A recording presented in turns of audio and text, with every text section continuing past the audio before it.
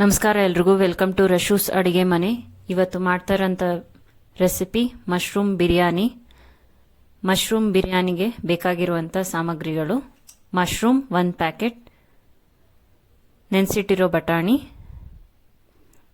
3 medium size ಈರುಳ್ಳಿ, 1.5 tomato, 1 ಬೆಳ್ಳುಳ್ಳಿ, ಅರ್ಧ ಇಂಚು ಶುಂಠಿ, ಖಾರದ ಪುಡಿ 3 table spoon, garam masala 2 table spoon, ಧನಿಯಾ ಪುಡಿ 1.5 ಟೇಬಲ್ ಸ್ಪೂನ್, 1/4 ಟೀ ಸ್ಪೂನ್ ಅರಿಶಿನ, ಪಲಾವ್ ಐಟಮ್ಸ್, ಉಪ್ಪು, ಎಣ್ಣೆ, ತೊಳೆದಿಟ್ಕೊಂಡಿರೋ 1 ಕಪ್ ಅಕ್ಕಿ.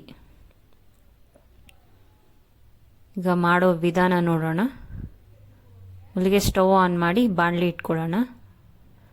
ಬಾಣಲಿಗೆ 1 ಟೇಬಲ್ ಸ್ಪೂನ್ ಎಣ್ಣೆ ಕಾದ ನಂತರ 1.5 ಈರುಳ್ಳಿ,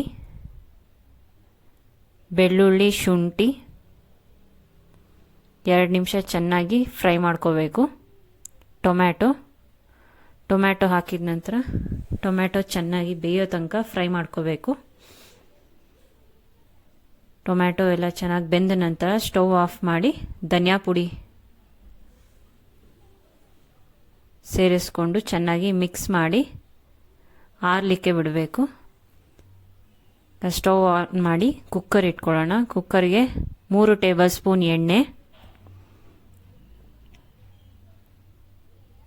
ಎಣ್ಣೆ ಕಾದ ನಂತರ ಪಲಾವ್ ಐಟಮ್ಸ್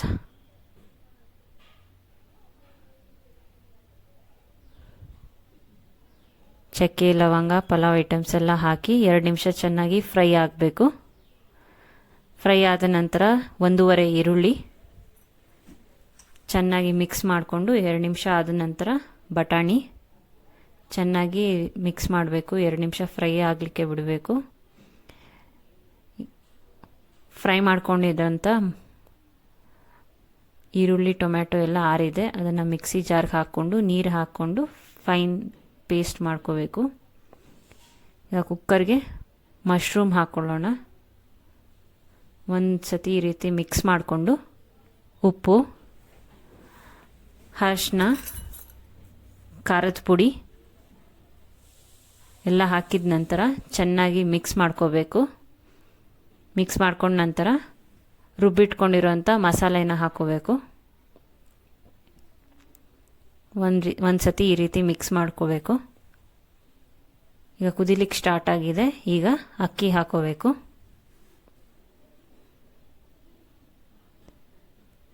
ಈ ರೀತಿ ಮಿಕ್ಸ್ ಮಾಡಿಕೊಂಡು ಕುದಿಲಿಕ್ಕೆ ಬಿಡಬೇಕು.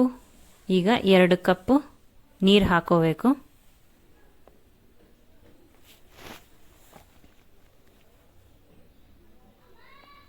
ನೀರು ಹಾಕಿದ ನಂತರ ಒಂದು ಸತಿ ಈ ರೀತಿ ಚೆನ್ನಾಗಿ ಮಿಕ್ಸ್ ಮಾಡಿ